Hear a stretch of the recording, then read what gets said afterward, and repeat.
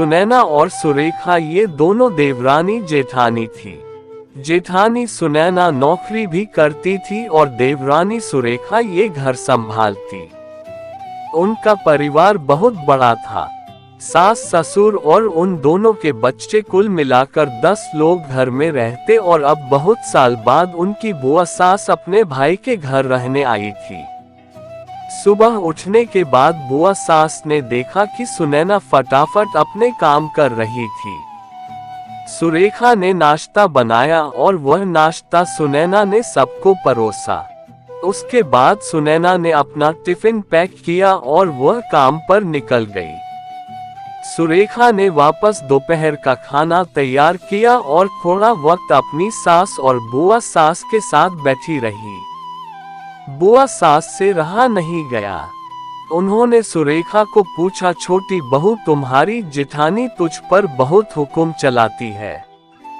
सुबह से देख रही हूँ रसोई घर में अकेले ही काम करती हो और वह महारानी दिखावा करने के लिए नाश्ता परोस रही थी, जैसे कि उसने ही नाश्ता बनाया हो। ये सुनने के बाद सुरेखा ने बुआ सास के तरफ देखा और बोली, बुआ सास जी, ऐसा कुछ नहीं है। सुनैना दीदी बहुत अच्छी है। बुआ सास बोली, तुम बहुत भोली हो सुरेखा। मुझे सब समझ में आता है, मेरे बाल धूप से सफेद नहीं हुए हैं। सुरेखा से अब नहीं रहा गया। वह बोली, ऐसा नहीं है बुआ जी, आपको सुनैना दीदी ने सबको नाश्ता परोसा वह देखा, पर आपको यह नहीं देखा कि दीदी ने मुझे जबरदस्ती सबसे पहले नाश्ता करने दिया और चाय भी दी। वह रोज मुझे ऐसे सबसे पहले ही नाश्ता दे देती है, नहीं तो सबके लिए नाश्ता करते करते मैं खुद के लिए नाश्ता बनाना भूल जाऊंगी।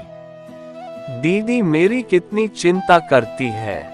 दीदी सुबह जल्दी उठकर मंदिर साफ करती है, फूल सजाकर रखती है और मुझे उनके 1 घंटे बाद उठने के लिए कहती है। शाम को आते समय बाजार से सब्जी भी लेकर आती, क्योंकि हमारे मिस्टर रात को देर से आते हैं और मम्मी जी को सुनैना दीदी ने बाजार में जाने को मना किया है, क्योंकि अब उनकी उम्र 60 साल से ज्यादा हो गई है। बाजार में जाते समय उनको तकलीफ होगी, उनके पैर बहुत दुखेंगे। कभी उनको बाहर घूमने का मन हुआ तो सुनैना दीदी छुट्टी लेकर उनको घुमाने ले जाती है। और हाँ बुआ जी, दीदी रोज शाम को आने के बाद वह कितनी भी थकी हो तब भी मुझे खाना बनाने में मदद करती है। वह मेरी बड़ी जेठानी जरूर है, पर मुझे अपनी छोटी बहन ही समझती है और मैं उनको अपनी बड़ी बहन समझती हूँ। ये सब सुनकर बुआ सास एकदम चुप हो गई। उनकी चुगली सुरेखा के आगे टिक नहीं पाए। शाम को सुनैना सब्जी की थैली सुरेखा के पास देते हुए बोली, सब्जी के साथ तुम्हारे मनपसंद लेखक की किताब भी उसमें है। ये सुनकर सुरेखा खुश हो गई। सुनैना को थैंक यू बोलकर सब्जी की थैली किचन में रखकर वह अपने रूम में चली गई। उतने में बुआ ने सुनैना को आवाज दी, बड़ी बहू जरा यहाँ आना। वह बोली, सुनैना तू इतनी मेहनत करके पैसे कमाती है और ऐसे फालतू में किताब खरीदी करके मुफ्त का खर्चा करती हो, वह भी अपनी छोटी देवरानी के लिए। वह ऐसे भी घर में बैठकर करती क्या है? तुम दिन भर मेहनत करती हो और वह घर में आराम करती है। इस पर सुनैना हंसकर बोली, क्या बुआ जी आराम? और सुरेखा, उसे तो कहने पर भी वह आराम करती नहीं। सुबह उठकर बेचारी काम करती रहती है। सबका मनपसंद खाना, मेरे और उसके मिलाकर 4 बच्चों का टिफिन सब वही तो करती है और तब भी उसके चेहरे पर हमेशा आनंद दिखता है। सुबह की चाय पीने के लिए उसके पास वक्त नहीं रहता। दोपहर को जब बच्चे घर आते हैं तो उनका खाना, होमवर्क सब वही देखती है। इसलिए मुझे बच्चों का टेंशन नहीं है और इसलिए ही मैं ऑफिस में मन लगाकर काम कर पाती हूँ। कुछ दिन पहले ही मुझे प्रमोशन मिला है। इसके अलावा मम्मी जी और पापा जी की दवाएं कभी खत्म हो गई और कभी लाने की हो तो वही ध्यान में रखती है। घर में कोई मेहमान आए तो उनकी मेहमान नवाजी भी वही करती है।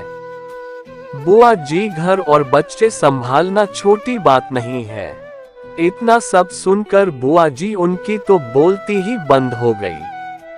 सुनैना कभी कोई शिकायत नहीं करती है, वह सब काम कर लेती है।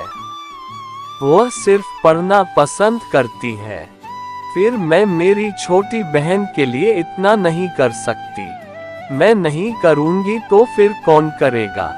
इतना बोलकर सुनैना अपने रूम में चली गई। ये सब बोलना सुनैना की सास पीछे खड़े होकर सुन रही थी। वह बुआ के पास आई और बोली, जीजी ये दोनों देवरानी जेठानी जरूर है, लेकिन उनका रिश्ता दो सगी बहनों से ज्यादा पक्का है। मेरे घर की मजबूत दीवारें हैं ये दोनों। पहले मैं भी एक बुरी सास थी, हमेशा इन दोनों में झगड़ा लगाने का प्रयास करती थी, पर ये दोनों के प्यार के आगे मैं भी हार गई। वैसे भी झगड़ा लगाकर नुकसान तो हमारे ही घर का होगा ना। पर यह बात बुआ को समझ में नहीं आई।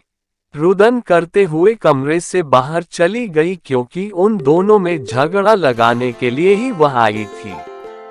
पर सुनैना और सुरेखा इनके जैसी दो समझदार देवरानी जेठानी के बीच झगड़ा करवाना बहुत मुश्किल था।